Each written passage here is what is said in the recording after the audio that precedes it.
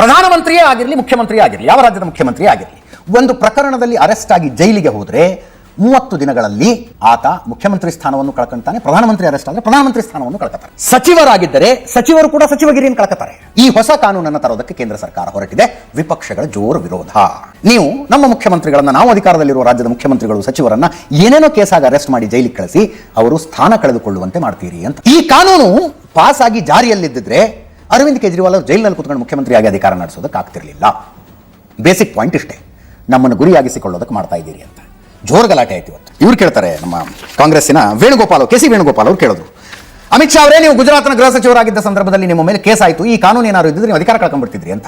ಅದಕ್ಕೆ ಅಮಿತ್ ಶಾ ಹೇಳಿದ್ರು, ನಾನು ನಿರ್ಲಜ್ಜನಾಗಿ ಅಧಿಕಾರದಲ್ಲಿರುವಂಥವನಲ್ಲ, ನನ್ನ ಮೇಲೆ ಕೇಸ್ ಆದ ತಕ್ಷಣ ನಾನು ಗೃಹ ಸಚಿವ ಸ್ಥಾನಕ್ಕೆ ರಾಜೀನಾಮೆ ಕೊಟ್ಟಿದ್ದೆ, ನಿರಪರಾಧಿ ಆದ್ಮೇಲೆ ಮತ್ತೆ ಬಂದು ಅಧಿಕಾರ ವಹಿಸ್ಕೊಂಡಿದ್ದೀನಿ, ನಾನು ಅಧಿಕಾರದಲ್ಲಿ ಇದ್ಕೊಂಡು ಆರೋಪಿ ಆಗಿರಲಿಲ್ಲ ಅಂದ್ರು. ಯಾವುದೋ ಆರೋಪ ಬಂತು, ಅರೆಸ್ಟ್ ಆಗಿ 30 ದಿವಸ ಜೈಲಿನಲ್ಲಿದ್ದಾರೆ ಅಂದ್ರೆ ಅಧಿಕಾರ ಕಳ್ಕೊಂಡ್ಬಿಡ್ಬೇಕಾ? ಪ್ರಶ್ನೆ ಇದು, ಅಧಿಕಾರ ಕಳ್ಕೊಂಡ್ಬಿಡ್ಬೇಕಾ? ಅದೇಂಗ್ರಿ ಆಗುತ್ತೆ ಅಂತ ನಾನು ಕೇಳೋದು. ಯಾವುದೋ ಅಧಿಕಾರಿ ಟ್ರ್ಯಾಪ್ ಆಗಿ ಜೈಲಿನಲ್ಲಿದ್ದರೆ ಸಸ್ಪೆಂಡ್ ಆಗ್ಬಿಡ್ತಾನೆ ಆಟೋಮೆಟಿಕಲಿ? ಅದೇಂಗದು? ಅಧಿಕಾರಿಗಳಿಗೆ ಬೇರೆ ನ್ಯಾಯ, ರಾಜಕಾರಣಿಗಳಿಗೆ ಬೇರೆ ನ್ಯಾಯವಾ? ಅಧಿಕಾರಿಗಳಿಗೂ ಒಂದು ಪ್ರೊಟೆಕ್ಷನ್ ಕೊಡಿ ಅಂತಷ್ಟೇ.